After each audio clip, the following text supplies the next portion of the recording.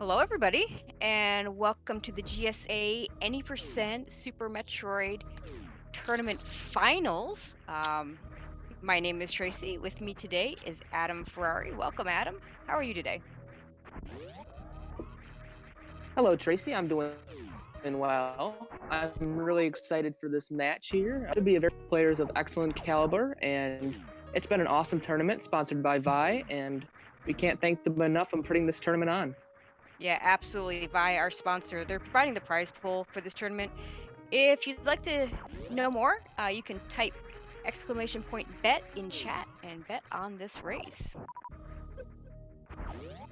Okay, Yeah, so it's a go ahead. good thing to do if you're in a legal country and legal age. Just wanted to point that out that some areas of the world aren't allowed to bet. I think you have to be 18 or older in certain countries, maybe older. You have to check. It's a political thing or a Yeah, legal thing. check your local laws. So yeah, let's talk about these But yeah, guys for that's a pretty second. cool. Not only providing a prize pool, the ability to bet on runners as well. Yeah. So let's talk about these guys for a second. Zos being one of the best in the world at this game, and in particular at this category, with a personal best of 41:19, which was the world record for several months until Behemoth beat it by 1 second. Yeah, Kipp, on the other hand, his PB is a 43:51. Still very, very good and one of the top runners, more like in that top 10, 20 group. Still, very, very good. Um, to get here, top Kip, tier. yeah, absolutely. Kip beat Traffic Talks, Toasty Muffins, Shiny Zenny, and in the first match between these two, he beat Zoast. Zoast had to beat Freya's Spirit, Robotallion, Lynx Unlimited, lost to Kip in the uh, semifinals, and then had to go to the losers bracket where he beat Oats and Goats in the losers brackets finals. So for Zoast to win this tournament, he will have to win twice. If Kip wins the first game here, then we are done, and Kip will be the winner. Right. So Kip has the 2 game advantage where Zosti needs to win both games, but like you said, Zosti 41:19. That is insane time. 43 for Kip. That a 43 anything. If you have a 43 in this category or better, you are considered an expert, in my opinion. But the fact Agree. that Zosti's over 2 minutes, ahead, it's just boggled my mind that there's that much skill in this game. But we're Oh gonna my see god, yeah. some of this race for sure. And you see Zos practicing one of the early tricks that we're going to see so they can go to Fantoon early. Both these runners are going to be doing the new route, which goes Fantoon first, and then they'll head down to Ridley, and then they'll have to go to Kraid, and then finally they'll go to Dragon and make their way back to Turian. Yeah, it's a fast route because once you kill the final boss, Dragon, final in this route, you're much closer to G4 and Turian, the final area, than in the old route where you end up in Ridley's lair, which is the furthest possible distance you can possibly be on the map from G4. So it's Okay. about 2 minutes if done optimally. But both runners are going to be doing the exact same route. I doubt we're going to see a Kraid before Ridley, which is just for safety reason, but it loses, like 10 to 15 seconds. So in a race where both runners are going for blood here, going for glory, we're going to probably see them go all out. And for a unique thing, we actually have both these guys in the call right now for a little bit of a pregame interview. So why don't each of you say hi and say something about the race coming up? Hello, Kipp. How are you feeling? Hey, Adam and Tracy, feeling good. Thank you guys for doing commentary. Excited to be racing Zoast again. So this should be a lot of fun. Yeah. Any like particular areas of the route that you're like worried about, or you've been practicing quite a bit? You feel pretty comfortable, or? Well, I feel just as comfortable as I normally do. I really enjoy these races. I think they're a lot of fun. Not being able to reset and kind of having that pressure on you. But I think the main things that I'm concerned with, as I am in every single run, is getting stuck at the moat and messing up worst room in the game. Those two are kind of the two big killers of this particular run. So I'm hoping that I can not get stuck or lose the run in those 2 rooms. And then other than that, I'll just kind of see what happens. And how are you doing, Zoast? Yeah, we're hoping. I'm doing good. I'm also looking forward to the race, and yeah, I'd like to echo what Kipp said. Thanks for commentating.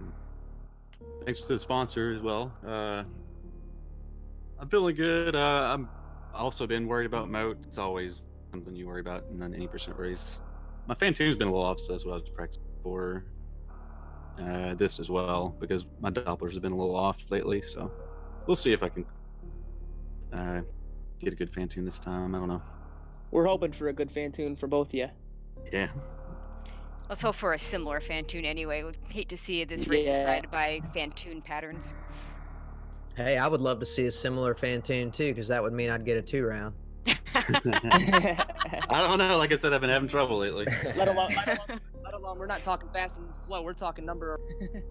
That's right. But anyway, before we get started here, Zoast, obviously it's a pleasure to race you again. Good luck, man. Hope it goes. Same, man. It's always good talking to you. Good luck.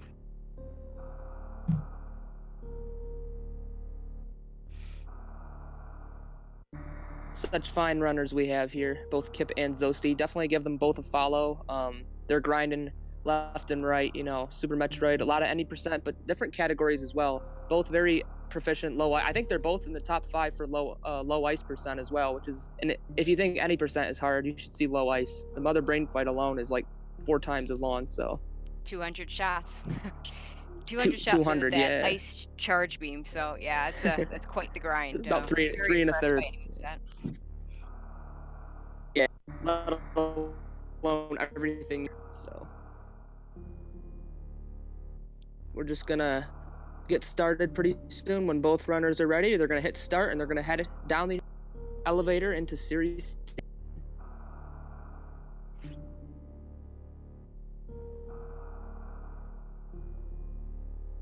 And it looks like we're off. I see. Yep, they're just sinking on Zoasty. They haven't paused. They want to sink There here. we go. There we go. Perfect. Nice start into the series station. Now this part is always the same. This is always the same. So they're gonna go down. They're gonna go fight Ridley. I kind of say fight in quotes because they're not actually gonna fight Ridley. The fast way to do this is just get damaged enough for Ridley to go away. You could shoot him with 100 shots, but nobody wants to do that. No one wants to see that. This is a speed run after all, and he would still run away.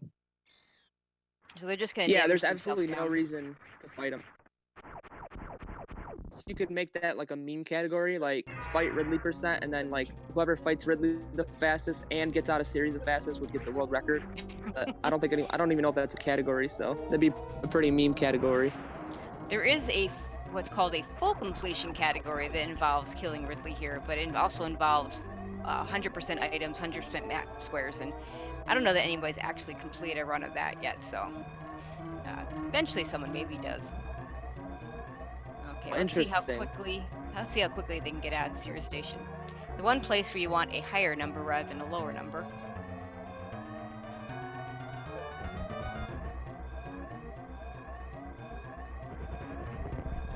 Both doing very well here.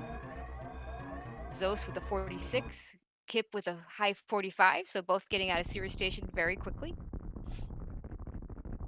Very nice.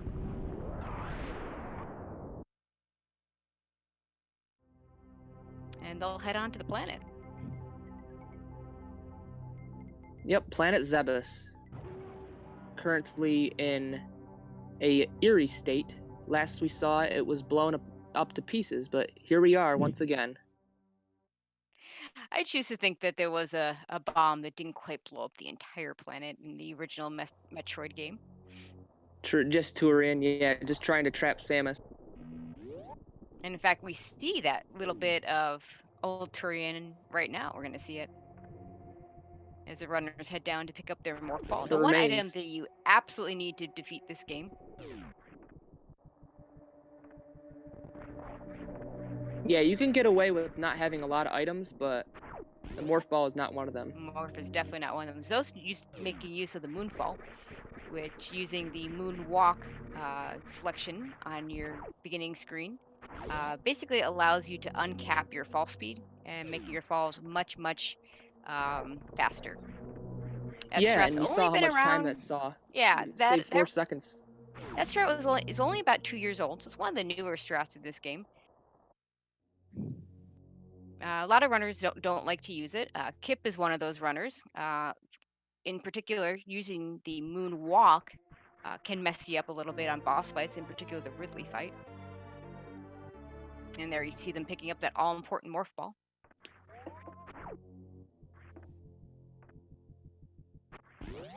And going to pick up that first set of missiles.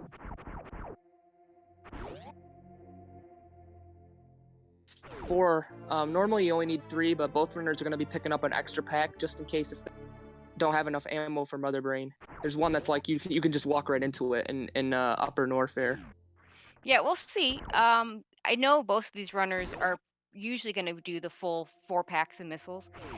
Technically, you can actually do it with just the 2 packs of missiles and 2 supers packs later on. That's usually what's done in low percent ice, but that involves extra refilling, and no one wants to do that. So the minimum amount you want to do without having to refill is going to be 3 missile packs. But I know Zos has talked about this before. The last safety he would give up is getting that 4th missile pack, because that 4th missile pack is kind of on the way, and we're going to see it when they go towards Wave Beam. Yep, And that's the those one. snipes, They're all 4 of them are kind of right there. yeah. And the snipes that can happen in Mother Brain 1 are very real and very hard to predict. You'll notice something a little bit different between the runners here. Zos does the wall jump climb. Kipp, you will have noticed, did what is often referred to as the behemoth climb, created by Just Defend, but made popular by Behemoth, using ledge grabs to get up instead of using the wall jumps. And now we'll get into our BT fight. And both runners at full energy, which is what you want, so that when BT fires off those eggs, they'll get missile drops, not energy drops. Yeah, you'll see that the difference between the runners in time right now is literally just the moonfalls, pretty much. That Zost did in the climb room on the way down. That's how much time that saves. Both making very short work of BT. And both picking up 5 missiles on their way out.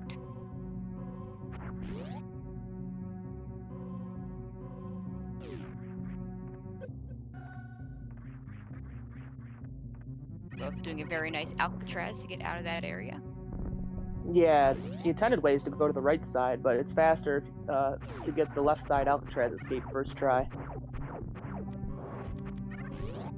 Well, this game does a lot where when you pick up an item, you have to use it to leave the area to kind of give you a tutorial of how to use it. And you'll see both runners are going to use missiles on these space pirates here.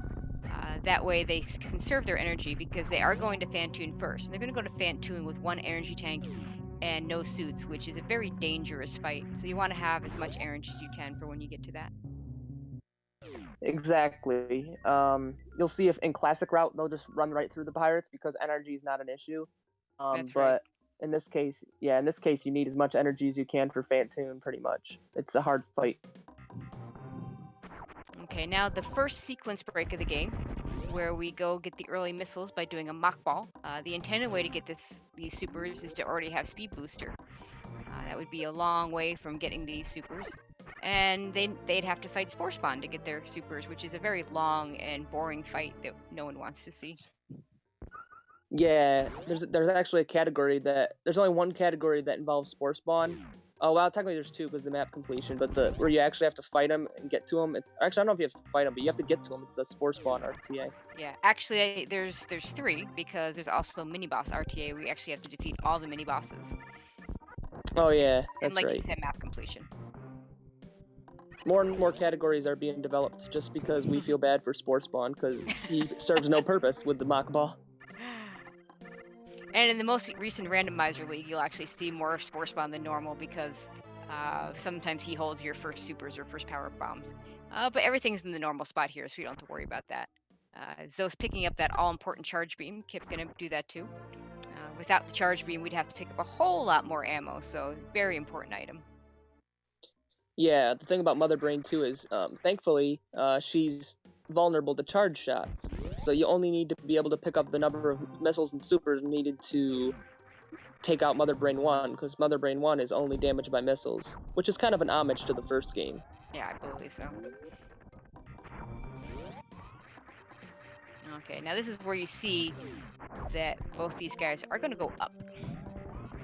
Normally, in Old Route, you'd go down Red Tower. Let's see what Kipp can get this nicely done. Very nicely done getting up that area. It's not an easy set of wall jumps to do. Now we'll see if Kipp can do the same. And he has a little bit more trouble, but oh, he's gonna fall Oh, didn't down. get up there. Yeah, he's gonna have to reshoot it open, I think. Yep. Yeah. Yeah, it gets harder, like every time you miss it, because the enemies are in different spots, but he got through. He persevered. And this allows them to pick up their power bombs. It is the alpha power bomb location. The game does intend you to get them first here. However, they don't intend you to get them this soon. So Yeah, you're supposed to have you're supposed to go to Norfair and get Ice Beam first, Yep. and then come all the way back up.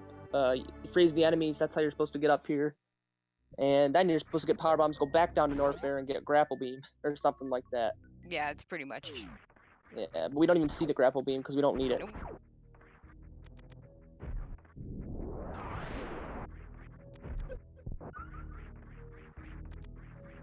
They should do a category where you have to complete the game in the quote-unquote intended way. Yeah, that would be great, except it would involve deciding what the intended way was. Yeah, that's true. I kind of like to analyze the game. So Zos doing what you saw Kipp practicing before doesn't quite get the CWJ and Ooh. tries to do the horizontal bomb jump as a backup and misses that as well. Now let's see how Now Kipp they're basically tied. Kipp could take a. Ooh, I was about to say Kipp could have taken a lead if he could have gotten that CWJ first try. Oh, but Zos missed the bomb jump again. Kipp could be in the lead if he gets this here. Oh, Not quite. here we go. This is Bomb new the route right here. But Yeah. the Oh, Kipp and gets Kipp it. gets it. Nicely done, Kipp. Yeah, the that is one of the hardest strats here. The CWJ being frame perfect on the first jump and double frame perfect on the second jump. The horizontal bomb jump being a very tricky strat as well. Yeah. I find that the CWJ is easier because I think there's actually a 2-frame window for the wall jump, but you have to Right, hit the that's frame right. perfect to get there. But the bomb jump is just, I mean, you have to know the timing for more inputs. It's 3 inputs. Well, technically 3 inputs plus your D-pad. But this is actually very troubling here. Zost still hasn't crossed the moat yet, and he's the one that can't afford to lose this game. Oh, overshoots it. That is the worst way to fail the CWJ from experience. I've done that many times myself. I'm only about 10% on this strategy, so it is a very tough way to go. Yeah, there's really no easy way to cross the moat in New Route. In Old Route, there's a few easier ways. Then there's one hard way, but it's optional for fastness. That's called Ocean Fly, but it all involves a speed booster. Yeah, you'll notice the one nice thing is since these guys haven't picked up the high jump boots yet, getting across the ocean itself is a lot easier to do without those high jump boots. Typically, if you're going to use the strat that these guys are using, just jump across, you'll turn off those high jump boots if you have them. And Kipp's already done with Fantoon, so we'll see. Zos is going to have quite a bit of catch up to do, but he's such a good runner, and like we said earlier, his PB pace being about 2 minutes, more than 2 minutes faster than Kipp. There's plenty of places where he can make up time. Yeah, but Kipp is no slouch. He took out Fantoon very, very quickly. He's no slouch. Zos gonna, assuming that Kipp doesn't, give him too much to work with, Zos gonna have to go full PB mode here to catch up. He's probably about a minute behind. Absolutely. But in other words, we have a real race in our hands. We do, because excellent. you have a guy that can, we have the guy with the lower PB in a lead, by which it basically makes it to where it's, if both runners play on PB pace from here on out, it'll be really close at the end. Absolutely.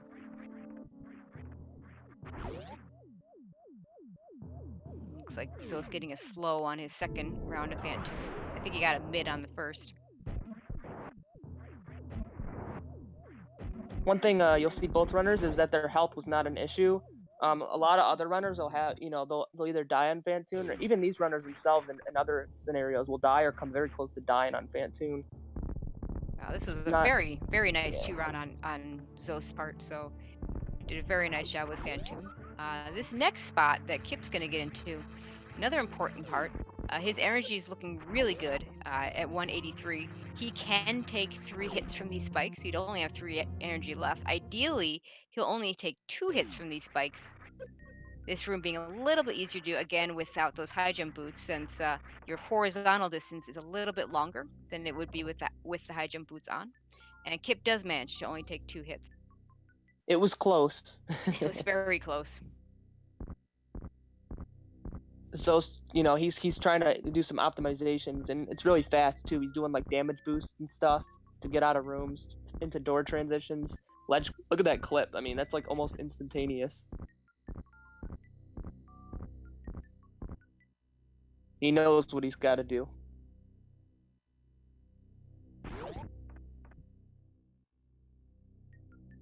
And He also got understands- 189, so he should be okay. Take 3 hits just in case, but he'll also try to only take 2. You Kipp can picking say- up the gravity suit. Yeah, I was gonna say you can see that Zoast understands the gravity of the situation. Ooh. This is gonna be fun. Zoast, I feel like Zoast made up at like 10 seconds or something in just that one period alone. Like he's He's good. flying. This is going to be interesting because he's going to be making up time throughout the rest of this run, and we'll just see if Kipp's lead can hold up. We've already gotten past the biggest RNG portion of the game, the Fantoon fight, so. Yeah, it's basically Kipp has to execute, because I mean, we saw how much time Zoasty just made up in like 2 minutes. I mean, we got another 30 or so to go. And maybe not quite that much, but we'll see. It depends on how well all the other sections go.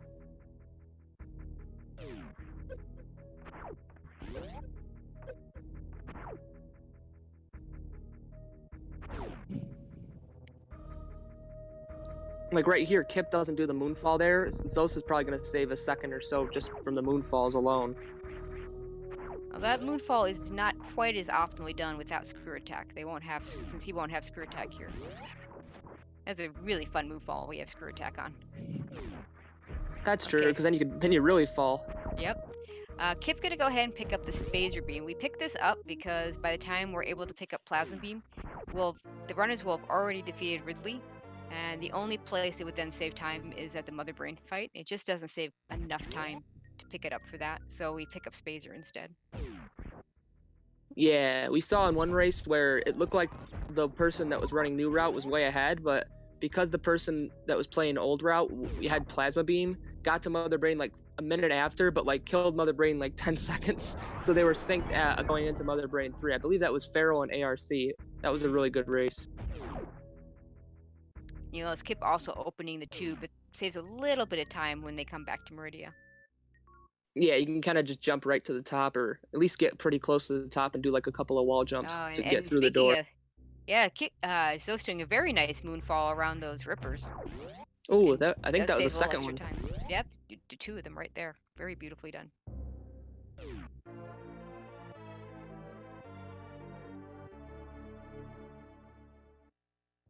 And Zoast's gonna go ahead and pick up his Spazer Beam. Gonna Yeah, pick if up you're his Zoast, favorite item, the high jump Yeah. boots. They do make you jump high.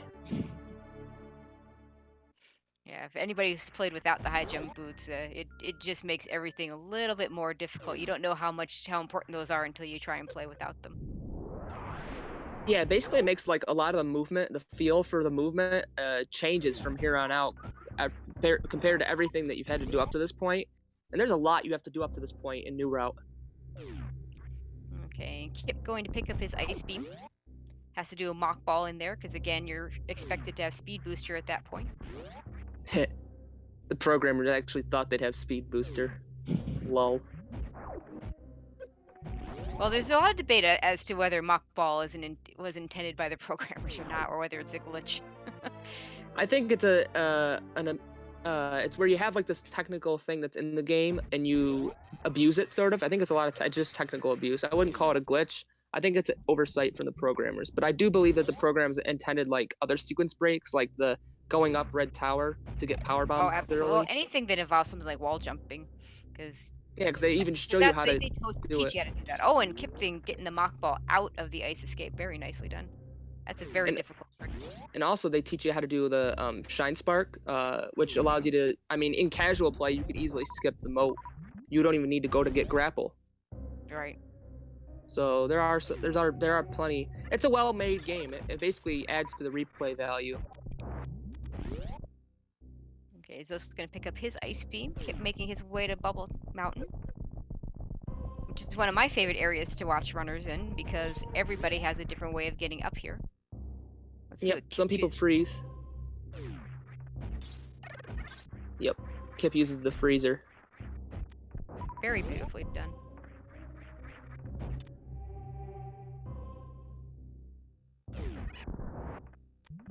And Kipp gonna go ahead and pick up his speed booster. After all, Yeah. this is a speed run, so we need the speed booster for it. Didn't have it. We need it. Well, you'll see how cool it is, even in new route. Even though we don't have it for the first half of the run, it makes the second half insane. There's so many like short charges and shine sparks that you do that save a lot of time, and they look really cool too.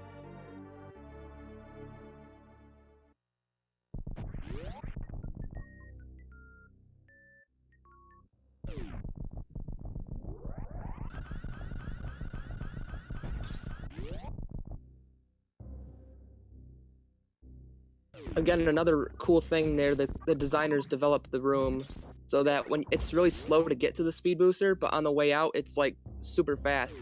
And they make you have to use it because otherwise you'll get engulfed in lava. Yeah, another example of the tutorials that are kind of built into this game. One of the nice things, the game does not hold your hand, but it does teach you in subtle ways. Yeah, it teaches you how to teach yourself. Okay, Kipp picking up that last missile pack. It doesn't save it only saves about 4 or 5 seconds to skip it because you have to really go out of your way to skip it, which is another one of the reasons why they'll just go ahead and pick it up. And picking up that wave beam, and this is what I consider the biggest time save in terms of a sequence break. Now, of course, this entire run is a sequence break, but in the normal game, you would go down, you would get your speed booster to get your ice beam, to go get your power bombs, to go get your grapple beam, to go get your wave beam. And we avoid all that by just one little wall jump there. Yeah, I don't understand. I feel like they should have put in like a reverse gate and like added like another item or something, kind of like they do in Fusion. Like if they really wanted to, like, the wave beam is just so easy. I didn't even know you were supposed to use grapple. I understand that, but like it's just easy to get. Like you can even just jump and wall jump once. It's Yeah. like I was like 10 years old. I'm like, ooh, wave beam. Like, I'll pick that up now. Why come back later? Yeah. So Kipp let's see if Kipp's gonna go for a lava spark here, or if he's gonna go for the gravity jump. Oh, looks like he's gonna go for the lava spark. Can he get it? Oh, and Kipp's don't one think of that's those. gonna Oh, work, he yeah. had it and he falls down. Okay, he's gonna go for the gravity jump back up, which Yeah, involves hopefully he turning off gets the gravity. this, or else he'll have low energy. So the way that works is you want to start your jump, pause, start your jump, and then when you take your gravity suit off, it's gonna propel you that much further. And the later you jump after that pause, the farther you're gonna go. Zo's just behind him. He's gonna go through this area. I've started to call this the Remembered Highway.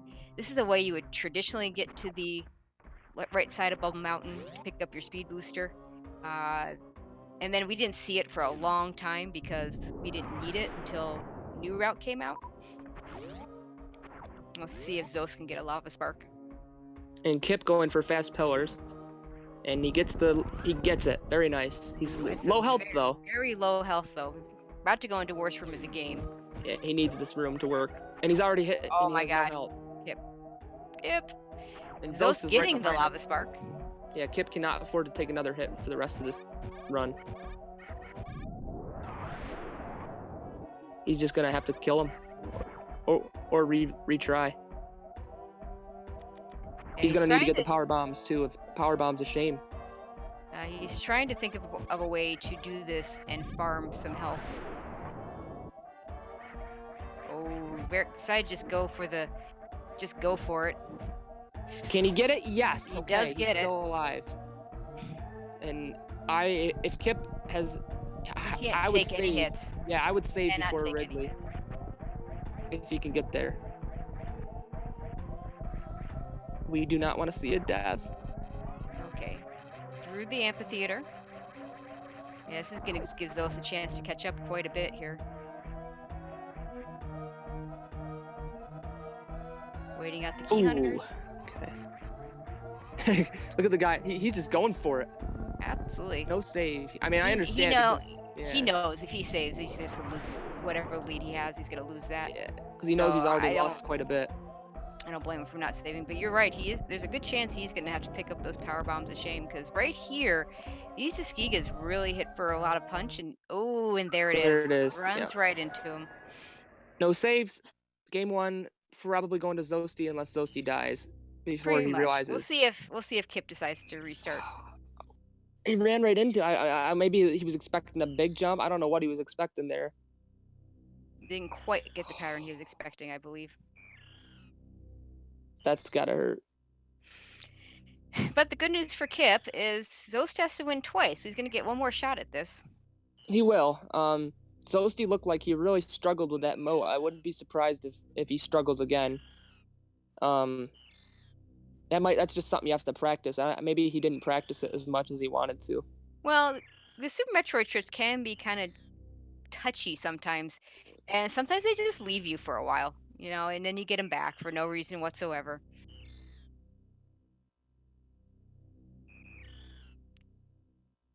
But I suspect Zoast will take a few extra safeties. For instance, he'll probably go ahead and pick up the Ridley E-Tank, which I wouldn't expect him to do otherwise.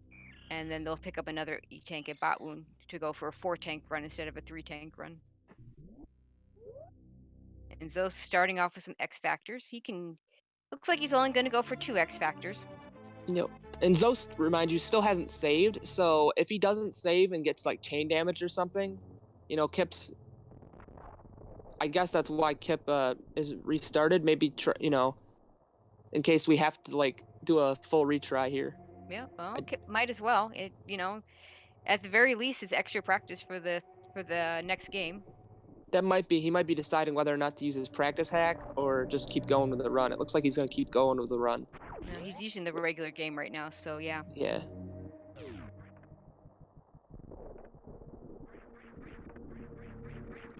At this point, it would just be extra practice for him, and if Zoast dies, then he has a shot. Depending on... If Zoast dies, he's ahead by whatever, from now until... Assuming Zoast doesn't save. I don't think... right now, Zoast is looking pretty good on this Ridley fight. Right. He just hasn't saved yet, but, his health, it looks pretty fine. And Zoast switching to his supers and using those. Yeah. Even saved a super. He really should get this E-Tank, though. It'll make his... Oh, he's setting up. Looks like he's not getting it. He's looking... Oh, no, he is. No, he's gonna pick it up. Yeah. It'll make it so he probably won't die now, at least in Norfair.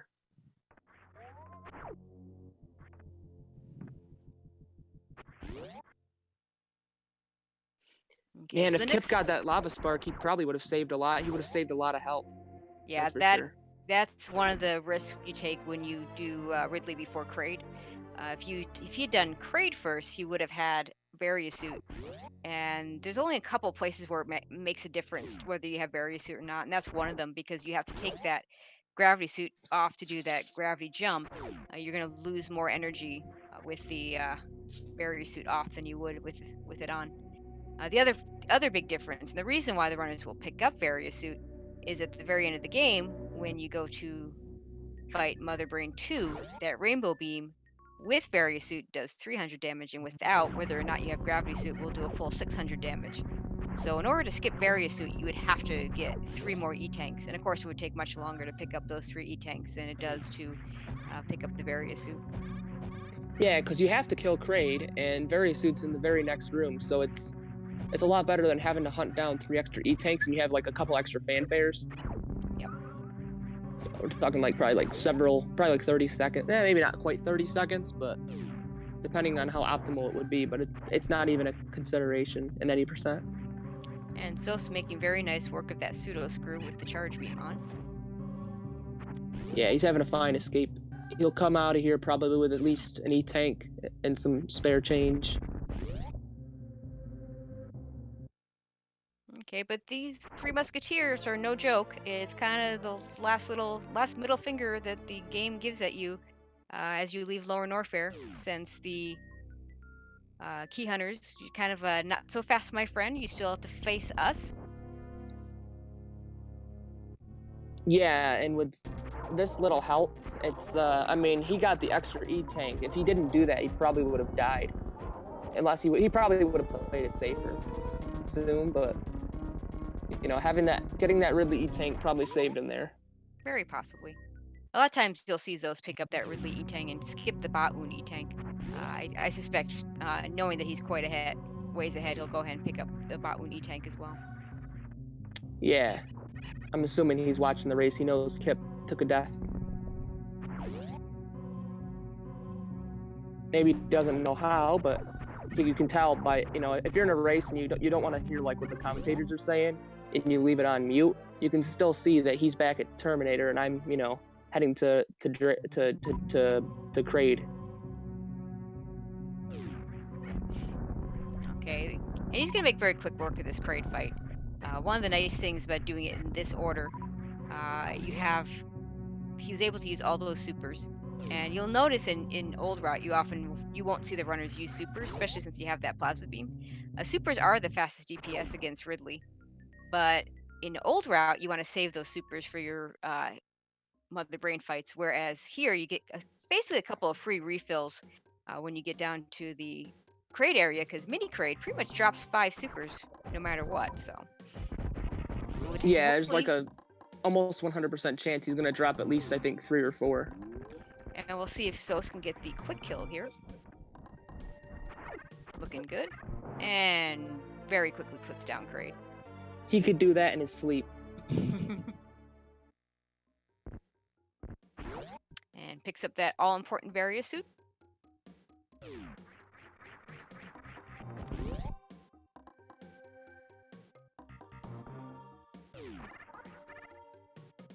But if anything, this race has shown how difficult it is to even attempt a run in Super Metroid Any Percent with new route at a high level like this. Because I mean, you saw them, you know, like just in a couple rooms alone, how scary it can get in an instant. You know, we're not talking time; we're talking whether or not you can even complete the run. You know. Yeah, Super Metroid is a very unforgiving game. There's a lot of things that can go wrong, even in old route, but certainly in new route, so much more. Beautiful Mach Ball, Super Missile, and then to the Mach Ball to get out of the Kraid's lair area. And now we're going to see Meridia. Ooh, that's why you open up the that's why you open up the Meridia tank ahead of time. Fly right up there. That way, yeah.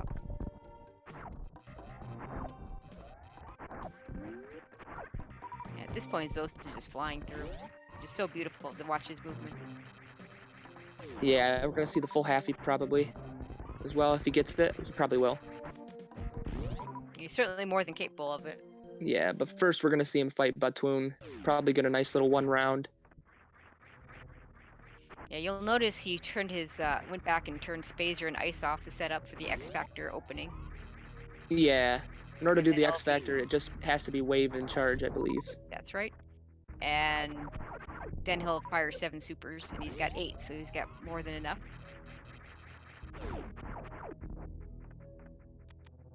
Hits all the X Factor particles, and there is Batwoon down. Yeah, all 4 particles hit. Each one of those particles worth 300. Each super worth 300. So I guess 6 supers and 4 X Factor particles would be 3,000 damage, and that would do it. Yeah, it's nice to see Batwoon die before he can start flying from hole to hole. Let's see if you can get that full halfie. Oh, only gets quarter the halfie. Yeah. But he's He gonna did do get the some ledge nice grab D- though. Yeah, he's gonna do some nice D-boots to get around this area. That last pillar in Coliseum being a little bit tricky to get up if you're not already above it.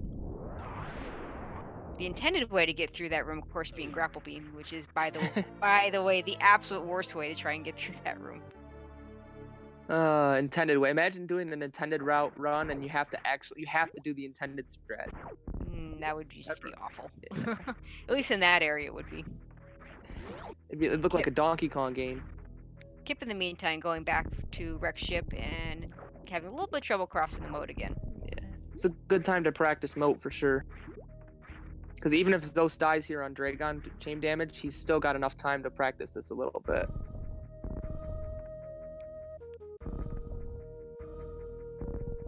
And no chain damage here. Yeah. And Zoast gets a nice blue suit. We'll see if he goes for the spike suit. Ooh, missed the bomb jump, so now he's gonna have to go for it. Nah, he was just fooling Got around it. with bomb jumps. Oh yeah, that's what he does. No, he was just fooling around with the bomb jumps. He was waiting for the opportunity to go for the spike suit. Because that's definitely not the fastest way out of there.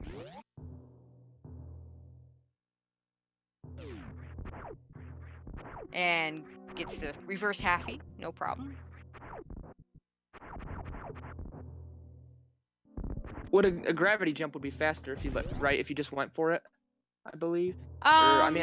So if you have the spike suit, you can actually run and wall jump up. Right. That's the problem that's where the blue suit is a little inferior, because you cannot touch the run button. You'll lose the blue suit. That's why they want to pick up the spike suit.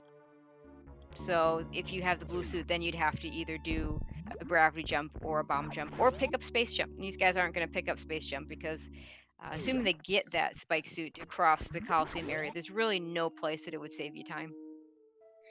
Yeah. The space jump being really good for lower Norfair, and of course these guys have already done that.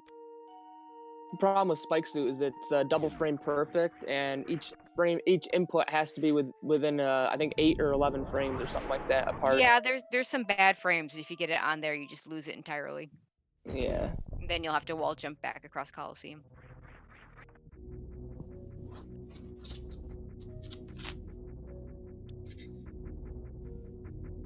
And Kipp putting Phantoon in the enraged phase, which means he fired that super missile too early.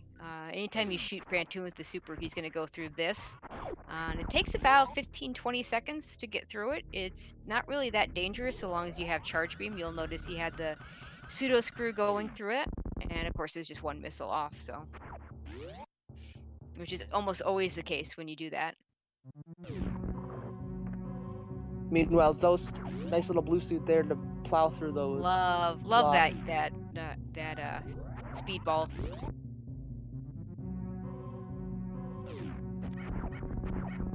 And he'll be heading into Turian.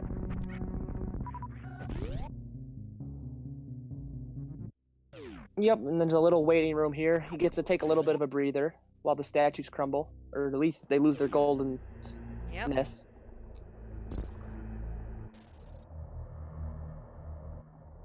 Yep, you can take a nice break.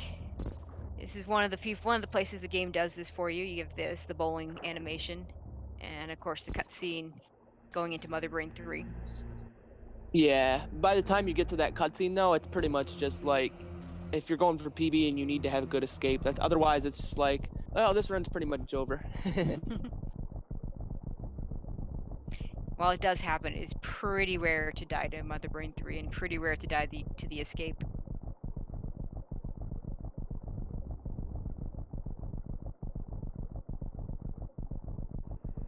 This would be a good time to save the animals. I want to see Zoasty save the animals. I don't think we've seen it done in this tournament yet.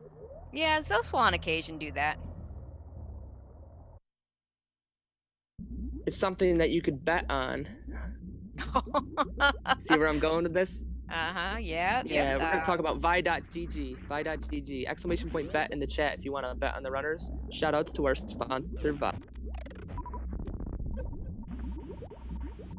My money's on kill the animals. Ooh, he's getting a little bit trolled there. Nope, he's just grouping them on purpose so he can shoot them all at once. He's only got 5 supers, which is a really low count, so he's going to have to be a little bit careful here. So he's going to use missiles in a lot more places to kill the Metroids. We'll see if he groups them here too. Still at only 6 supers, it's not enough. Yeah. So They're again, making it a little bit tricky, but okay, he's up to 8 supers. Let's see what he does in the next room. he's got enough. He's just gotta. My guess here is he'll go ahead and group these Metroids again, freeze them, and use regular missiles to beat him. Yeah. Yeah, now he's Perfect. good. He's got the full 10. Full health, full 10, full 20. He's perfect. Plus a little bit of extra energy for safety. Yeah, the super's not being refillable, so it's all very important to make sure you have as many supers as possible. Yeah, there's a chance that if you're going full out, you'll actually end up with less supers than you know is needed, and you're pretty much forced to reset the run. So I see some questions in chat about what happens after this is over. So they will play pretty much right away. They might take a little bit of a break in between.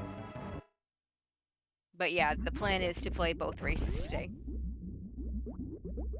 Yeah, it's sort of like a optional best of 2, I guess, because Kipp, if he loses, which unless something happens to zoasty, I don't think he's saved, but I don't think he should be good. Yeah, he's gonna save anyway. Save here. So it's zoasty will be taking this game for sure, and basically have it so where Kipp has only had 1 loss, so he gets another chance. Right. It'll be winner take all right after this run finishes, so it's gonna be pretty exciting. And because it was Kipp that put Zoast in the loser's bracket to begin with, it does turn into kind of a best of 3, which is kind of neat. Zoast going for the down back zap skip. Having a little bit of trouble with it. And it looks like Kipp realized that he's saved. He's probably gonna. I don't know what? Oh, he must have got eaten by the frog there or something. Yeah, he's gonna keep going. I mean, you might as well. Yeah, it is good practice. Yeah, like I said, it's extra practice. Nothing wrong with that. Yeah, I wouldn't count Kipp out at all for sure. I mean, even though zoasty is taking this game, he did look a little bit sketchy in certain places. And it's just as easily that zoasty could die as he did to Kipp, I believe, in the first match between these two. Yeah, in the first match, I believe he died in the Ridley fight. Is going to show. Like I said, I mean, this game is unforgiving and very difficult, and the best runners in the world are gonna die at places in this game. You got to keep your eyes open. If you're a viewer or a commentator, the race could change in a blink of an eye. So as this one did. Yeah. So Zoast at Mother Brain 2 now. This will be 60 shots with his current beam combo. He could save 1 shot if he chose to use his 1 super. Since the Charge Ice Wave Spazer does 300 damage, and as do the supers. Since unlike Ridley, where supers do double damage, here they only do the regular 300 damage.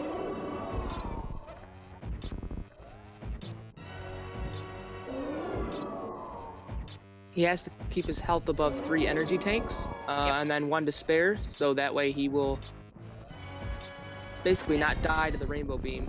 These catch-ups do 2 energy tanks of damage, so he's gonna have to be, very if you get double hit, you careful. can get double hit. Yeah, so if he gets hit by a catch-up, he's fine. If he gets double hit by a catch-up, then that's where he's gonna go below that 300 threshold. Yeah. And I've even seen triple hits on these catch-up beams, so they are very dangerous. I usually get hit twice. If I ever got hit by those, I usually get hit. I usually get double hit. No, not unusual at all to get double hit. Yeah. He noticed he damaged himself down to under 400 to make this cutscene go faster, because the baby Metroid won't come to save you until you're below 100 energy. Yeah, and it's actually dangerous to have more than 100 because Mother Brain will use random attacks to damage you down. One time where she did like freaking 3 or 4 in a row, and I ended up getting overloaded my health, and it killed me while I was stuck there because I didn't realize you could actually get up.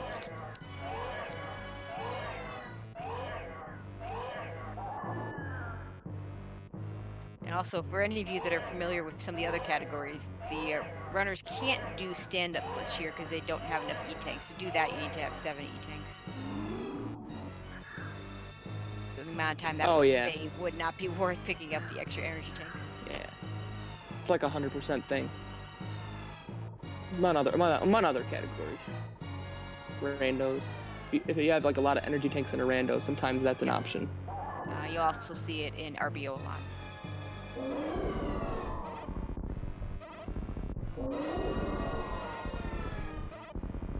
But I was stuck there because I only had like 5, I think, or something. Very unforgiving game.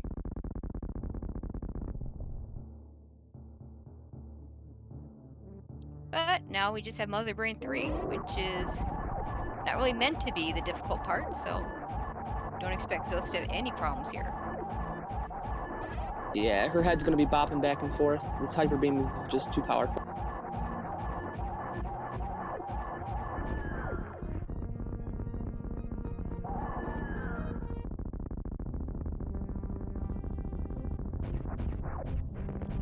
And we're probably looking at about a 55 or a 55, 45 flat or a 45 OX from X. You could probably do a low, high 44 to a low 45. It's really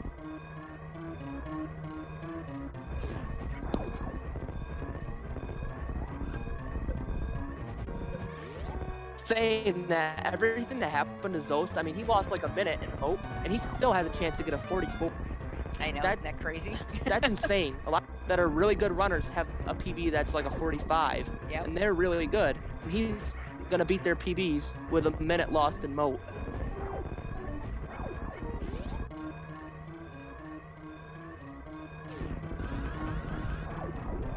Oh, doing the left side Shine Spark. Nice. Yeah, he did a little moonwalk to set that up. He was probably thinking about Behemoth, but he didn't want to. He just wants to get this thing over with. He was being a slightly safer strat than the left side, so I think he's memeing up just a little bit. Oh, that's true. The right side one is a little bit safer though. The right side one is the one that a lot of runners use. Yep, about a 45 flat, 45.01 official timer ending at 45.01. GG says zoasty, he forces a final showdown. Nicely done, Zoast. Congratulations. And we will see a game 3, so to speak, between these two runners. Yep, Sam on Kipp's side, Samus is contemplating, you know, what's about to happen on that stream, just staring at the screen, standing on the elevator.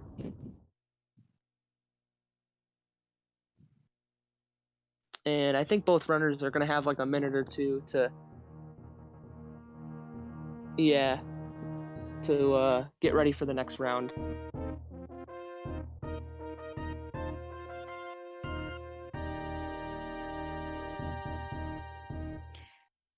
Okay, I also like to remind everybody that we have a live event, PACE, in April of 2009. If you do a ! PACE in chat, you can see the video announcement. Yeah, 2019. Yeah, 2019. Did I say 2009? Yeah. Oh, wow. Y'all missed it. It was 10 years ago. Sorry, yeah, everybody. just went back in time for a little bit there. Sorry, guys. Okay, it looks like the runners are going to take a little bit of a break here.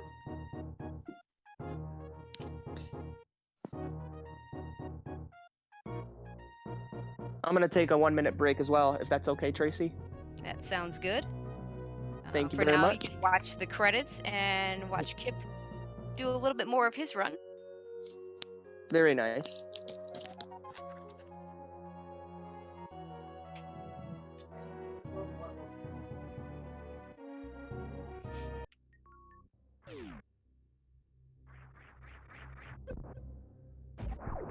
So to recap, basically, this race was pretty close. Kipp took a bit of a lead when Zoast had a little bit of trouble crossing the moat going into Fantoon. Unfortunately for Kipp, his energy was a little bit low going into Lower Norfair. Came out of the worst room, came out of Fast Pillars and the worst room of the game with only 6 energy, and he was able to survive that for quite a while, which is very impressive because he couldn't take any hits. But then he died going into the wasteland area with a Desikiga hit, allowing Zos to pass him by and finish up and win this race. So what that means is that we're gonna have another game. So super excited about that. All right. So what that also means is the winner of this game is going to be the winner of the whole thing. And while we're waiting for them That is correct. And while we're waiting for them to go ahead and get started in the second match, let's remind everybody of our sponsor. Would you like to do that, Adam?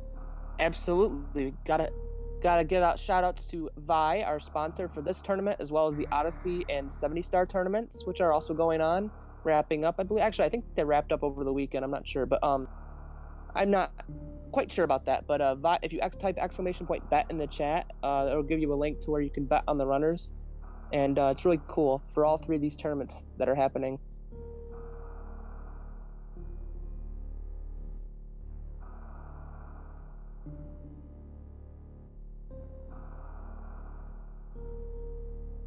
And Zos getting 21% of the items, so that extra 1% being that energy tank. Yeah, I was gonna say, he's got a little bit more than he needed, but it got the job done. Absolutely. If he didn't actually miss a ledge grab, he would have pulled off a high 44 as well.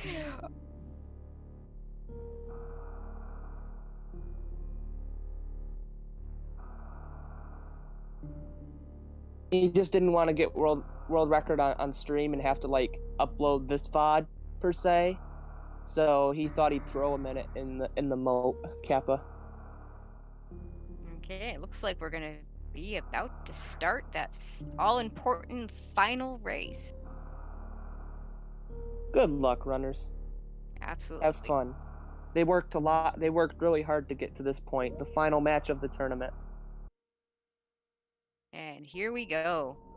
And back to that Cirrus station again. And Zoasty with a little trouble getting down, but could easily make up that time throughout the run. Let's just hope that neither runner dies. That's what I'm hoping that they both, get let's have to G4 close. A double no death would be very nice here. Yeah. You find that a lot of the races that don't have a death in them end up being like somewhat close. Their G4 times are at least within like 30 seconds of each other. Okay, once again, they'll be damaging themselves down here rather than trying to fight Ridley.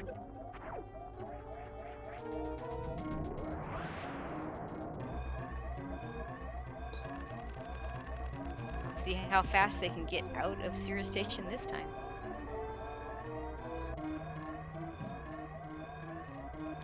And also shout outs to those who uses the Japanese text, which saves exactly 0 time. It just shows how cool the text is, I guess. I don't know. Going off different worldly cultures, languages. Oh, almost in sync as I leave Cirrus Station. Kipp with a low 45 and Zos with a 46.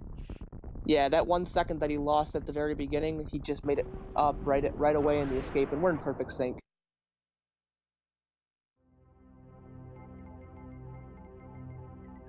I'd say almost to the frame. They're in perfect sync. I think Kipp is ahead by like a frame, maybe. Maybe. It's hard to tell. Not by much. And Zos is going to get an extra bit of a lead when he does his moonfall and Kipp doesn't. Oh yeah, that's true. Zost is going to save about 4 to 6 seconds with his moonfalls.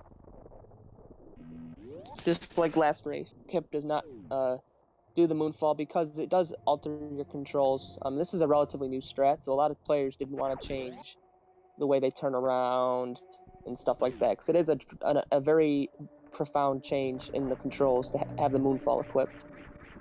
Yeah, you see they were in perfect sync until that one point where Zos went and did the move wall, but he ended up losing a little bit of time going through that door, but now he's going to use it again. You see how much faster he gets down to the bottom of that climb area. Yeah, that just saves. I mean, that one room right there is enough to make it worth learning, but at the same time, the controls make it a little bit more difficult. But I mean, zoasty, he's fumbled around a little bit, but he just having that moonfall executed in that climb room, was enough to put him in the lead early on.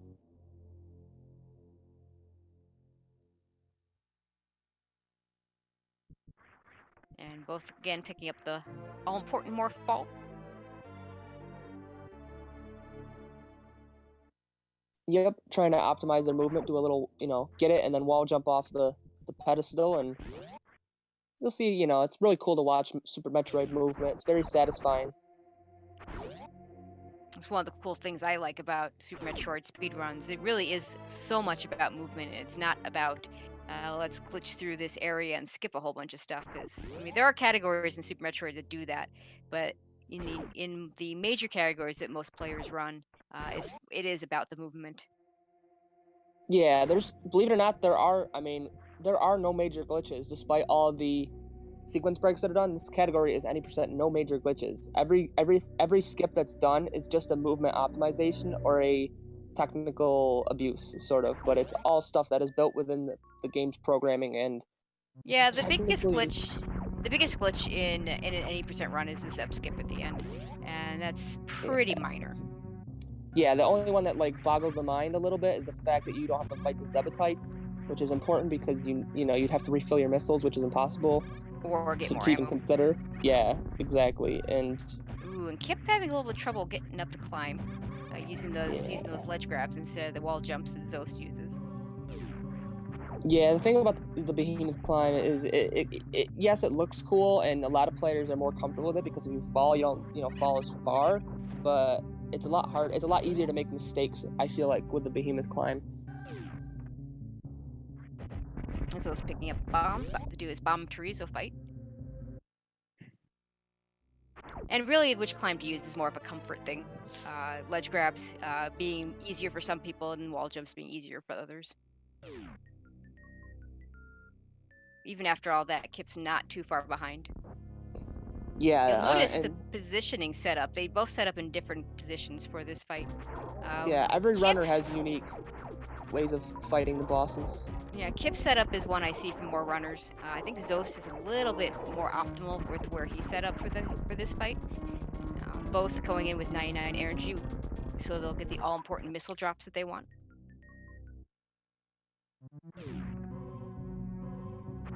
We never talked about arm pumping. You want to talk about arm pumping, Tracy? Sure. So the arm pump, basically every time you pump your arm, it moves same as forward an extra pixel. And over the course of a run, it saves a little bit of time. A couple of seconds optimally. But that's how the task is incredibly fast because the task can pump much more of that. Yeah, they could pump pretty much every frame. They're doing a pump. They could do it what is that? It's I think they can. I don't know how it works, but they basically save a minute, I think, with arm pumping over humans or something. It's stupidly insane because they can literally do it everywhere. And you'll notice once again using missiles to kill those space pirates to conserve energy as opposed to running right through them, what you would do in the old route. Yeah, both runners going to go up at Red Tower for sure. This is, don't leave anything in the tank. This is the grand finals, all or nothing game here. And Zoast getting that beautiful mock ball to get to his early supers.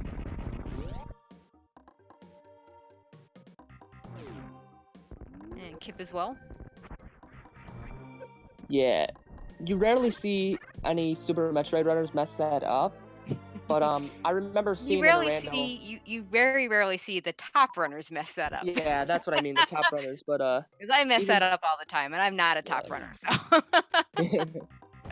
That's true. That's what I meant. I meant runners with 45 to world record. It's something that it's in muscle memory pretty much.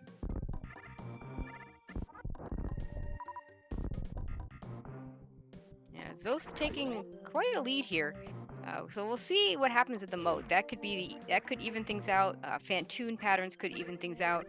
We'll have to just wait and see what happens with these guys. Yeah, this is kind of identical to the previous game.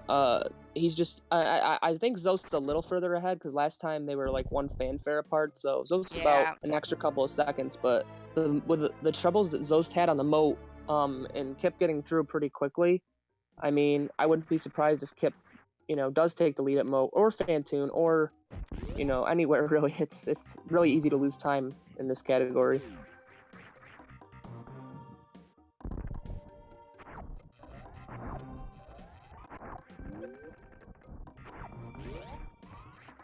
Okay, and Zos is getting to red tower. Let's see how he does here.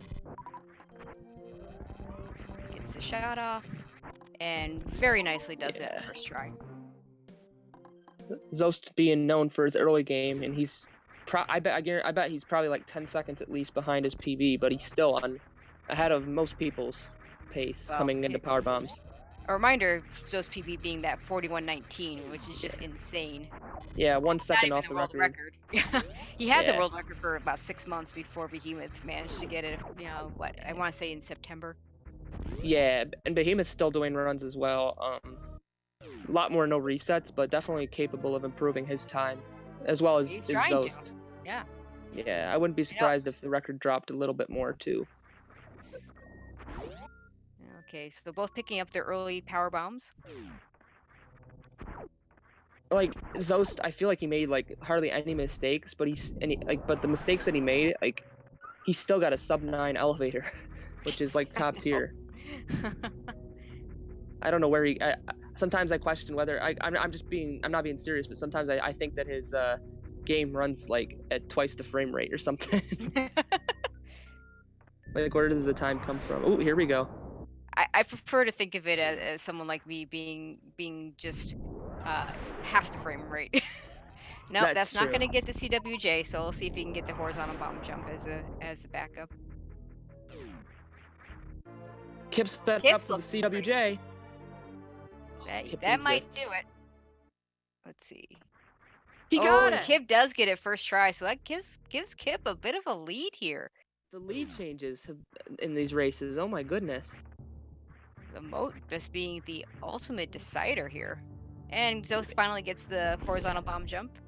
Yeah, Zost not nearly as far behind as last time. Yeah, he did get it fairly quickly, but still, he did Kipp with first try. Kipp got the first try CWJ. Because Zost took long enough, Kipp was able to take the lead by getting that CWJ right away. So Kipp, that's actually the fastest way he could have possibly crossed the moat. With this item set, absolutely. Yeah. New route, yeah. That's true. No ocean fly today.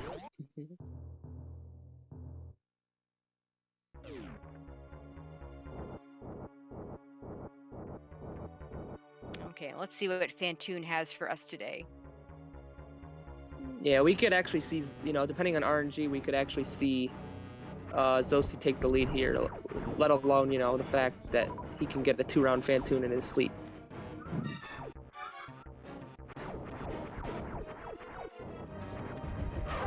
No, yeah.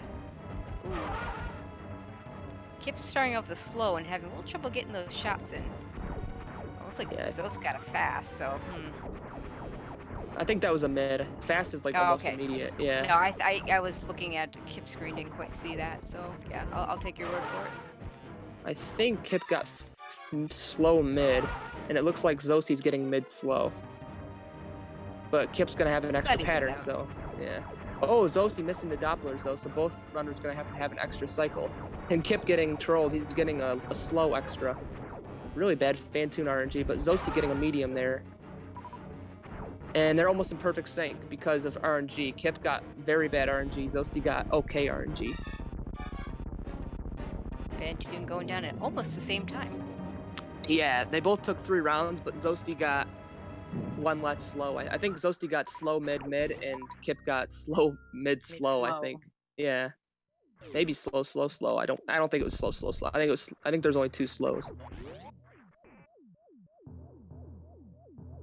But yeah, it's unfortunate for Kipp. He did have a lead, but now he's gonna have to match fists with the best. And both picking up that one last super missile pack. Minutes in, and you'll never see another super missile for the rest of the game.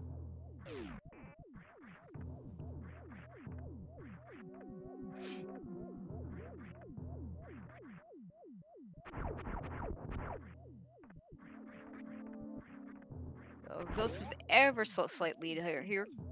I love this attic strat, the way these guys do this. Yeah, Kipp does it a little bit slower, but he still does, you know, the same kind of, he still does the same damage to each enemy, but you can see zoasty saving a couple frames here and there. But he's still, Kipp is maintaining pace here. Yeah, let's hope we can keep that pace for both of them, so we get a nice close race at the end. Yeah, this is actually really tight right now. Usually after Fantoon, there's a bit of a difference in, you know, either someone died, obviously, or someone, because of the moat or some other early game factor, usually you see them not even close to this sync. Okay, and both looking good for energy here. Let's see if they can get it in 2 jumps instead of 3. It's going to be close for Kipp, but he gets there. And they both do it, so they'll have a little more energy coming out of this. Yeah, this is probably the closest race at bowling I've seen this entire tournament. I don't think they've been any closer at bowling. And while we wait through this bowling cutscene, let's talk about our sponsor again. Yeah, Vi. Shout out to them for sponsoring this tournament, providing a prize pool for the runners. Definitely rewarding them for their hard work. You can actually bet on these runners by typing !bet in the chat if you are of legal age and residence. So huge shout outs to them. And both get in their gravity suit with no trouble. Fun fact, it is possible to clip right through that gravity suit. Hate to see either of them do that. It's definitely not fun. Yeah, I think Behemoth did that. Like one of his top clips is a clip of him clipping through that, and he's like, and then he starts swearing in British, and it was really funny. Like, what the blimey? No, I'm just kidding. That's Aussie. I messed that one up.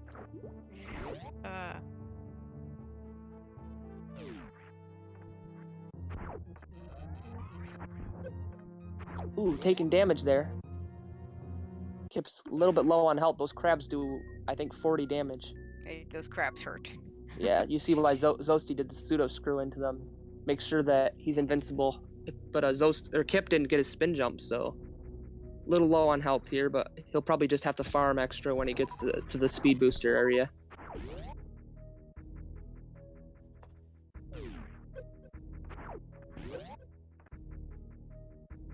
Oh, but zoasty falling there at the end of the spiky room of death, and Kipp taking the lead once again. No, that's not spiky room of death. That's the Hellway. Hellway, that's it. Yeah, the spiky room of death being something that we don't get to see, or fortunately maybe we don't get to see in an any % run. Is that the X-ray?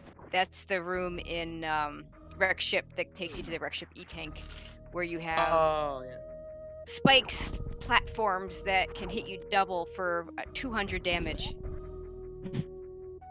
If you don't have a suit. Yeah, that's right. And both picking up that all-important spacer, since they're not going to pick up Plasma Beam later on. It's Plasma just not saving enough time by the time they would be able to pick it up. We've seen like 6 lead changes so far. That's how close they are. They're trading back and forth here. Yeah, absolutely love to see Kipp keeping pace with Zoast. He actually had the lead like by a second or so a couple times, but they're trading back and forth. I wouldn't be surprised if it went a couple more times before this thing's through. And it's going to be interesting because one of the things that really cost Kipp was going for the Lava Spark and not quite getting it. I wonder if he's going to play it a little safer and just go straight for the gravity jump.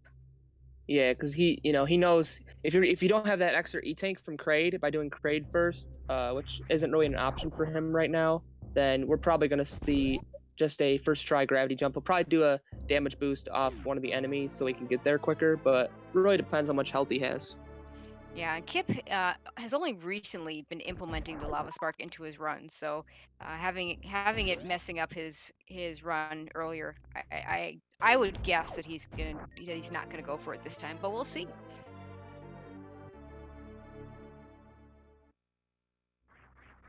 But he's definitely keeping pace. Zoast hasn't gained more than a couple seconds. It looked like, even struggling there on the wall jump a little bit.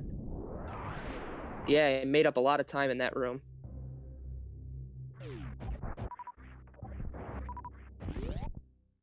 Okay, now let's go get that ice beam. Again, having to mock ball here since they don't have speed booster yet.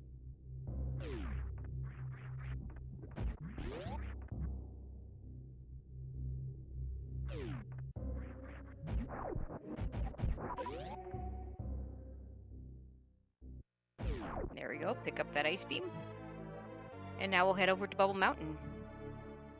It's really awesome. I mean, this is the final match of the tournament, and they've been pretty much neck and neck this entire race. I mean, this has probably been one of the closer races, you know, for dual new routes that we've seen in this entire tournament, if not the closest.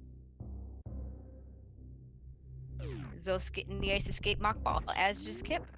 Very nice. That's a very difficult mock ball to get. And they both get it. It's really cool to see. Exactly. It's not easy. A lot of people you'll see have to retry the setup there with the enemies, or just go for like the ceiling escape.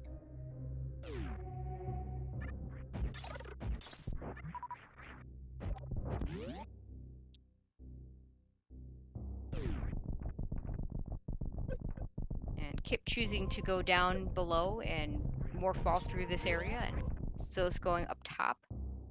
And we'll see that Bubble Mountain. Zoast going straight for the wall jump. Wow. Kipp doing a bit of ice beam action to get over there. Zoast even got that nice damage boost. That was probably the fastest Bubble Mountain you could have in this set of items.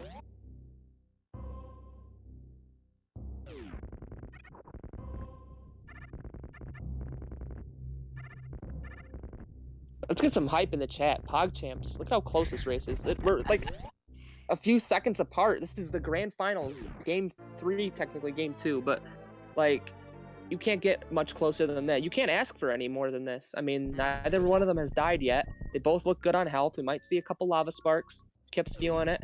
Zoast is probably going to go for it. He doesn't hold back anything, really. And farming for a couple extra supers there. And I think they both did 2 farm. And they wanted to get a few more missiles, I believe. Yeah, their health's fine, but supers is... You want to have supers. Ooh, nice idea there, Kipp, farming for that power bomb. Power bombs are important for lower Norfair. Yeah, Zoast's a little low on power bombs, so probably farm a few right before the entrance. That's true, yeah, you could do that. I think Kipp's setting up... He might be actually setting up for a lava spark if he knows he's not going to get that many power bombs. Interesting. Okay, both picking up their wave beam. We'll see what Kipp decides to do after the lava spark mishap of the previous game. Yeah, he did have to go for gravity jump. He did, and then he went decide. I mean, he did decide to go for fast pillars as well, which got him down to where he basically couldn't mess up that worst room of the game. He did mess it up. He got through, but he had like no help for the skeeters, and it was pretty much rip.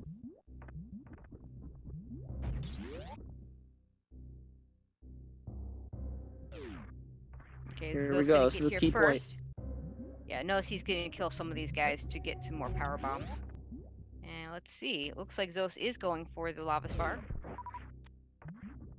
He's got it set up.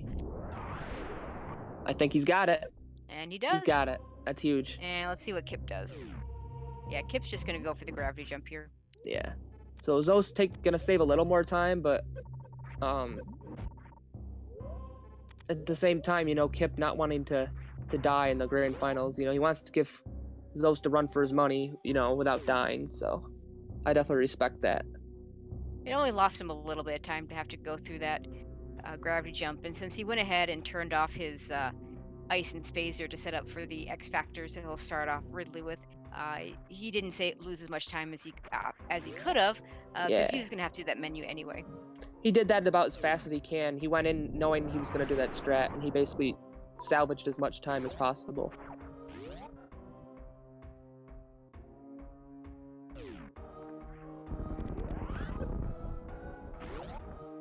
So is he finding this very quick work of worst room in the game. There's a reason why it's called that, and it's really fun to watch this any percent strat these guys do, using the iframes of the space pirates through the power bomb to avoid taking energy during that wall jump, and then just doing a nice little midair morph over the last space pirate. I think the intended strat is to have screw attack and speed And- booster. And no, screw attack and space jump. Or space jump, that's what I meant. The thing that, yeah, the infinite jump you get from Dragon. Oh my goodness, I'm off today. I knew what I was trying to say, but... Ooh, zoasty. Those taking an extra hit from the key hunter there. That's a little dangerous. I think he goof sparked. Yeah, 78, not great health. Yeah. Not as bad as the 6 that Kipp had the first run, but Yeah, he's gotta be careful. You can only take 1 hit, I believe, from these Tuskegee, so he's gonna have to be careful here. Nice, he dodged them. And he's gonna get a little bit of a health refill from these pirates. Assuming he doesn't take damage. If he takes damage, he's monk ass. But these guys do give a lot of drops, so you should be Yeah. fine. Both using speed booster strats to kill him.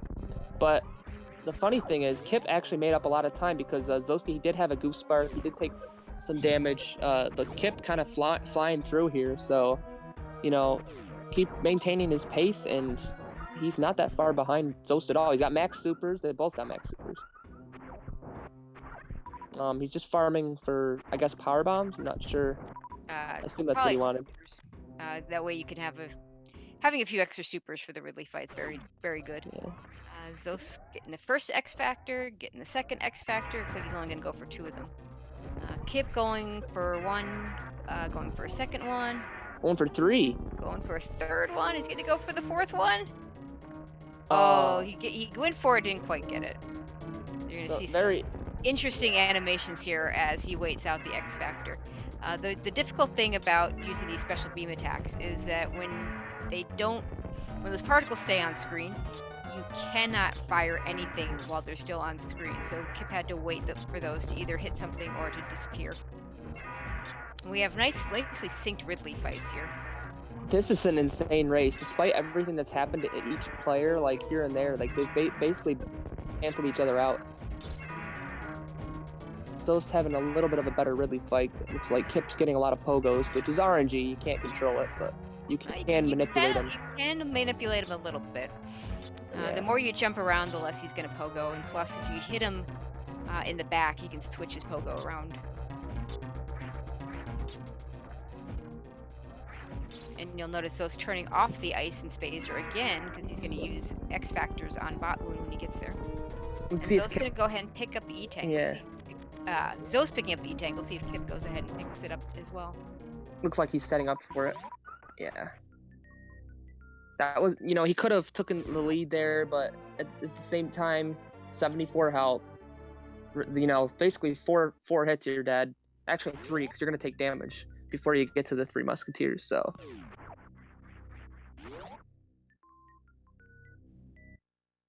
So it's a lot of damage. A bit of a lead here, but Kipp not that far behind, so we'll see what happens here. There are definitely things that could change this lead. It's still close enough that it's still open to Kipp coming from behind here.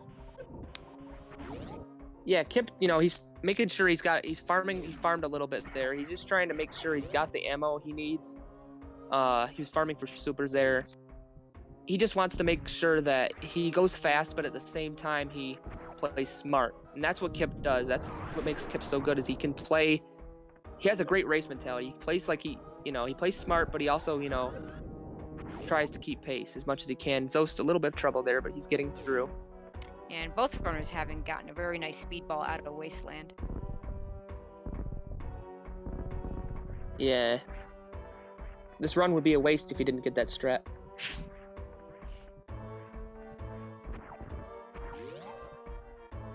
I think they're no more than 15 seconds apart, if I'm not mistaken. That's probably about right. Yeah. And Zoast, doing a very nice job getting through the 3 Musketeers, taking no damage. Yeah, he's trying to. I guess he wanted to preserve his health. Health should not be an issue for him at all.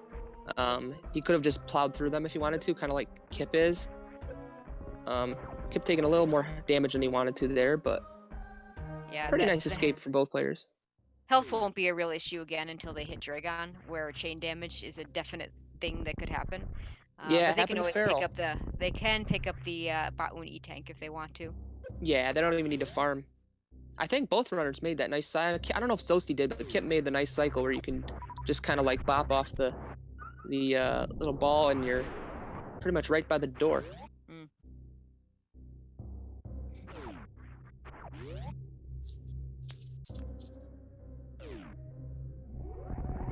2759 elevator. Oh, not quite 28. He did miss. He missed the elevator input. Oh, so 28. No sub 28 for zoasty. Not that anyone splits there. Although I mean Oats might. Oats has a split for every input. So just kidding.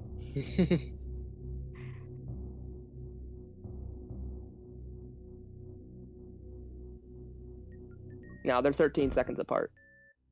Very close race. I mean, imagine if zoasty misses full halfy and Kipp gets it. That's like enough to put them tied at this point if they maintain this kind of pace. Or if either one of them misses the quick kill here. I can't Oh, imagine yeah. either one of them missing the quick Yeah. kill, but it does happen. It could. I mean, under pressure, you know, if you think about it, if you're thinking about the quick kill, like, all right, I know how to do it. I'm gonna go BBA BB here. Wait, is it BBAB?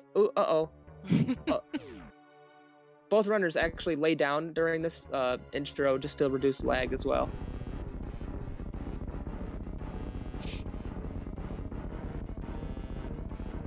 Zos gets his quick kill. Let's see if Kipp can get his. Picking up that all-important barrier suit. Nice.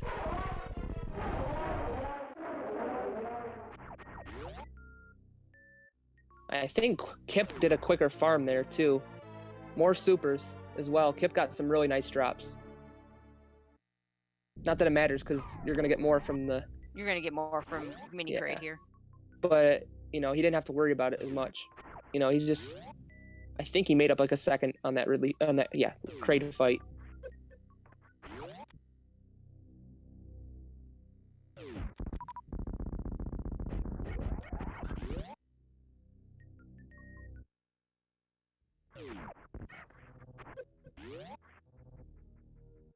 And again, Zos getting the very nice exit from the Kraid's lair area.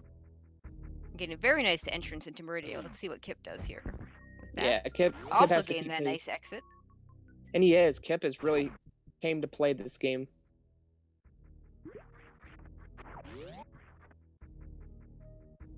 It's not easy to keep pace with the guy who's pretty much defined this game over the last several Yeah. years. He is one of the best, absolutely.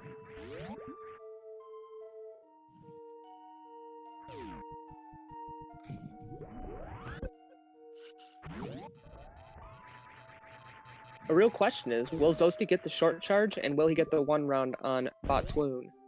That could be a Oh, a potential. he'll get this. Yeah, he'll get this. And then the one round on Botwoon, he usually gets that too. So let's see. Yeah, I think he uses a consistent. I think he. Oh no, he runs the round. Some people use an audio cue. He does some consistent movement to set it up. Oh, No.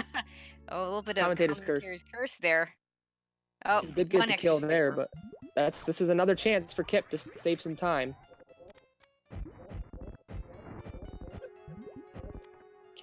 Got him. And Kipp gets the one round. Yeah, I believe Kipp made up 6 or 7 seconds so far in this Meridia. And so those picks up the energy tank. Let's see if Kipp does as well. I suspect he will. His energy's. Oh no, he's gonna go right by it. And do a He's little bit gonna of choose extra for the farming. farm. So he has enough energy for Dragon, but is not getting the They're extra energy synced. tank. And Kipp is in the lead. He doesn't have the A tank, but Kipp is technically in the lead at this point. If Kipp, does his thing, Let's see who gets full halfy. they both got it. Oh, nicely done. Wow, that And they're sync there on the perfect full halfy. Perfect sync. Only 32 2 minutes seconds in. apart. Yeah, absolutely. Wow, look This is at the this. most insane race I've ever been a part of. Like, I mean, they've been within 10 seconds of each other, 15 seconds the entire race. Pretty much. Let's see if they can survive. You know, Kipp going with the risk, but this could really pay off for him.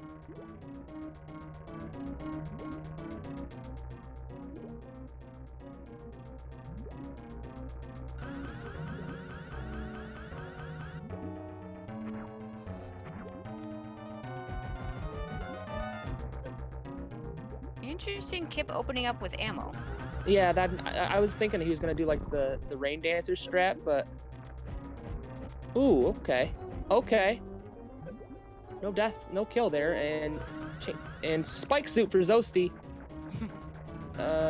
Kipp trying to get the blue suit here, not getting it. He has no ammo. He's gonna get grabbed almost. He's got no help. He's Really gonna have dangerous. to. Yeah, this is worst case scenario for Kipp. The worst outcome would be a death, but still, worst case scenario, Zoast Yeah, having he's no like- problem. He's losing a lot of time to this fight. Yeah, this is not a rip, but it's really bad. You know, Zoast getting the reverse full halfie, the spikes suit, which is a risk to go for. I'm surprised he. Well, I'm not surprised he went for it, but he usually takes the blue suit. Zoast? No, he goes for the spike suit. Maybe in Okay. races. Ooh, okay. Kipp got it as well, so salvaging something, I guess you can say. But he Yeah. has no supers. He's gonna have to. Oh yeah, 2 supers. Yeah, it's unfortunate that Dragon fight was just not good. He's- He lost him a lot of time. He opened up with ammo. That really set up for like having basically needing that spark, and he didn't get it. And then Dragon moved so fast at the end there. I don't know. Very interesting. It didn't pay off, but still plenty of things that can happen in Turian for sure. Baby skip. A death. We saw Zoasty last time with the Zebatite skip. He spent like 30 seconds on the Zebatite Yeah, skip. he had which a is, little more trouble than he usually does in that. yeah. So there are It- places, things could still happen.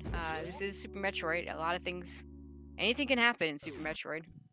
Yeah, they're only like 30. I can time it, but they're only pretty much 30 seconds apart. And I mean, between baby skip and the Zebatite skip, I mean, that alone could be enough. He did get baby skip last time, but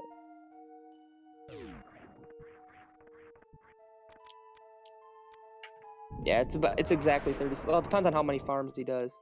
He's gonna do another. He's gonna be safe here. He's gonna go with it. He I would does go with that- that. He does that instead of stopping at the ship, which is Yeah. much faster than stopping at the ship would be. Yeah, there's no both runners, choosing to take the farm over the ship. There's really the only reason to stop at the ship, I guess, is if you have like a minute or like 10-minute lead or something. Like there was a death. Yeah, you need to. I mean, even if your ammo's good, stopping at the ship makes no sense. Saving at the ship makes no sense. If you're gonna saving at the end of Torian instead of before you go in makes a lot more sense. Yeah. Both runners You in good shape. you don't see a lot of runners die to the regular Metroids in Turian. Yeah, the only thing that can happen is if you're going for PB pace and you don't get enough ammo and you're going full out.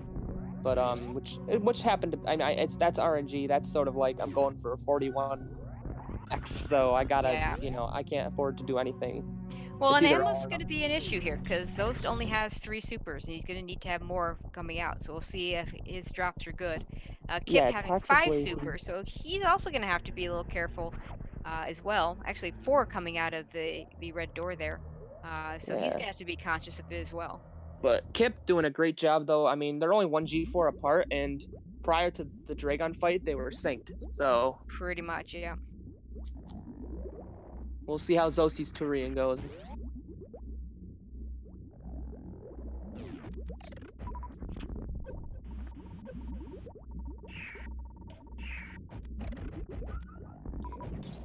And again, Zoast grouping the Metroids to conserve ammo. Yeah, he got a couple supers there. He can't ask for too much more than that. Oh, he's got Yeah. grabbed there. 4 So supers. his supers are Yeah. only at 4. This could be an issue. Yeah, he's gonna have to have more here.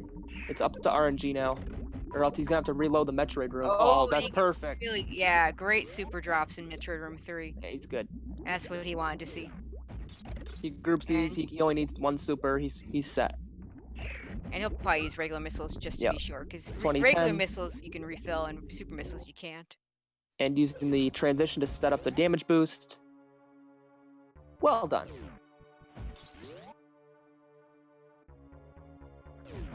Kipp And- also gonna group yeah. the Metroids. Ooh, Okay, good RNG there. He's up to 7. He's already up to 7, so he's already in better shape than Zoast was going into Yeah. the second Metroid room. Still he's already up to perfect. 10. Yeah, he's good. He can go. He can use supers from here on out, and most likely he's not going to get that bad of RNG. But yeah, there you go. Oh, he actually supered the Metroid while it wasn't frozen. And Zoast gets Baby Skip.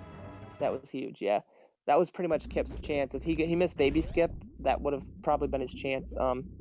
But then again, Zoast might be thinking about the Zebatite skip.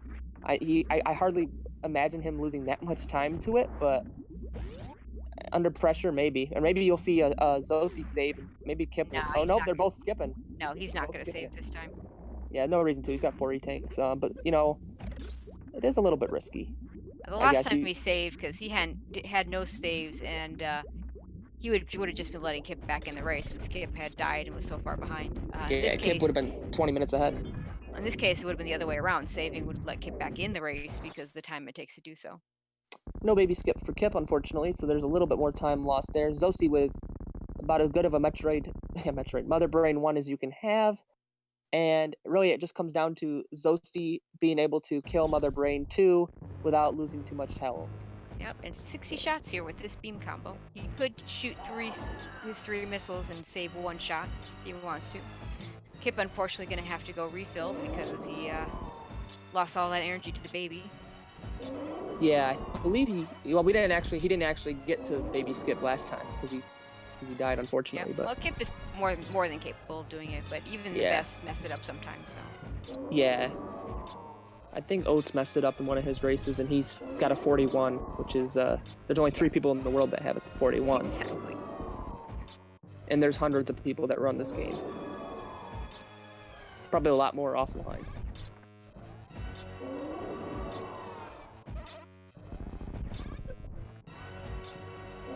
Zoasty not taking any damage so far, using the center of the bomb's hitbox to avoid taking damage from them, and he's just going to have to be careful of the catch-up at this point, because there's a chance he could get double hit.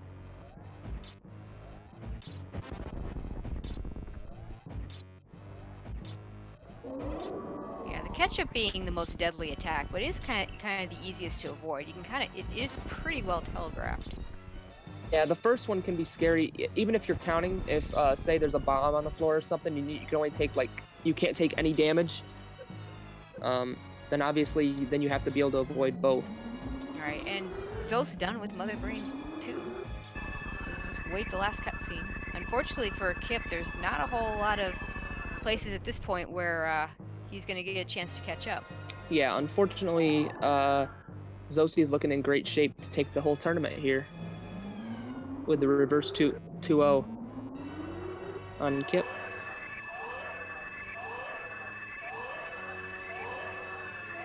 Unless he saves the animals.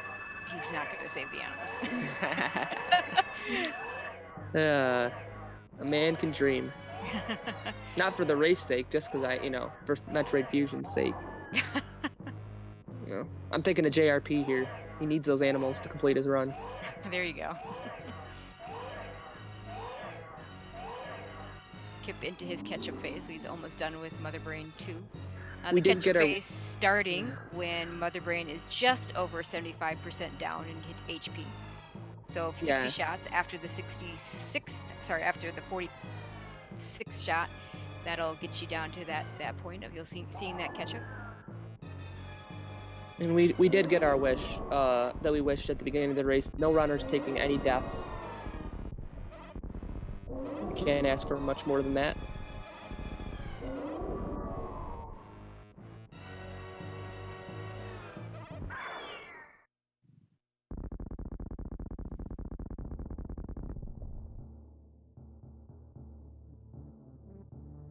So just as the Metroid dies on Zoasty's screen, it comes in to save the day on Kipp's screen. Yep. So, sort of like a pseudo sync.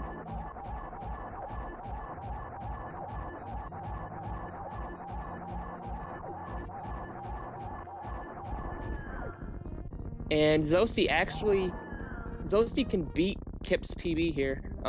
Kipp has, I believe, a 43.50. Kipp's PB is a 43.51. Yeah, Zoasty could beat it, maybe. Oh, yeah. Yeah. Yeah, he can beat But this. that's kind of irrelevant because his PB is long past us with the 41.19. Yeah. So, but the whole point is the fact that Kipp, up until Dragon, Kipp had the potential to PB basically. Oh yeah. Is the point. He was on PB pace in the grand finals facing, one of the best players in the world. So huge shout outs to him, being able to maintain that pace.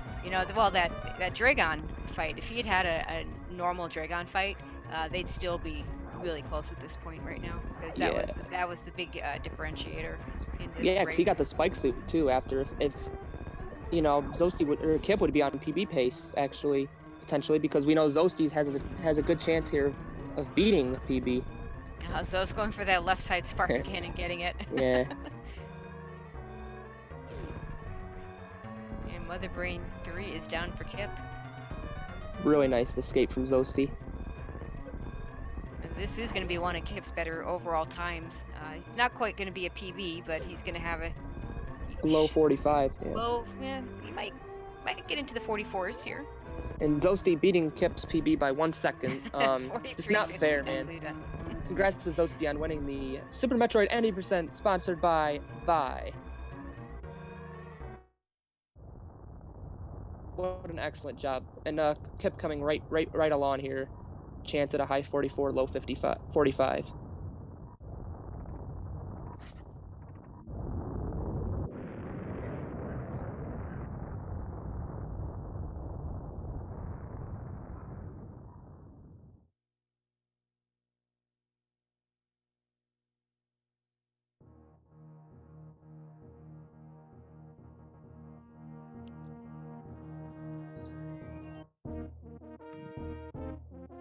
Kipp doing the Behemoth Spark out. And he's almost done with his escape. Indeed, he is. Just some Steam RNG away from the end. See if you can get under a 45 here. It's gonna be close. Oh, retime it. 45.01. Yeah, I didn't get into the ship. Real close, but very nicely done. Yeah. Excellent One Dragon fight us. Yeah. Congrats to Kipp, finishing runner-up, but looking like a champion.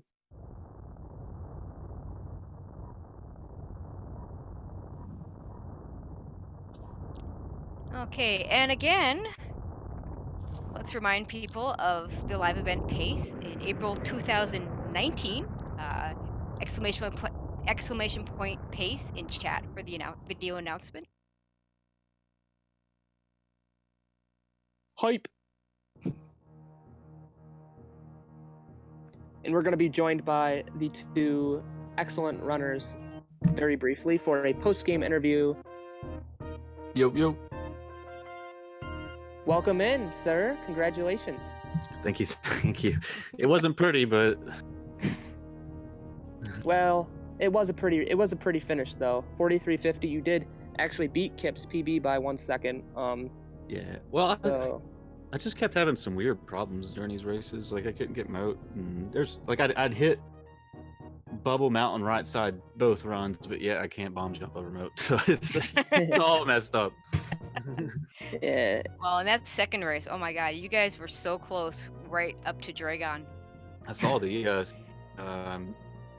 sync like full halfies. That was really cool. Yeah, you had synced full halfies, and you were within 15 your biggest lead, Zoast, was 15 seconds at any given point in the entire run, until Dragon. After the Dragon fight, you had a really good Dragon fight, and Kipp had some struggles there. That's pretty much, other than the baby skip, that's pretty much the only, separation in the race times. Right. Yeah, I wouldn't say I was getting nervous because I was more calm the second race. Like once I start racing and playing, I kind of calm down. But I was a little worried because he was within what I would call striking distance at the end of one of these races, where if one person misses a skip and baby skip, and that person gets it.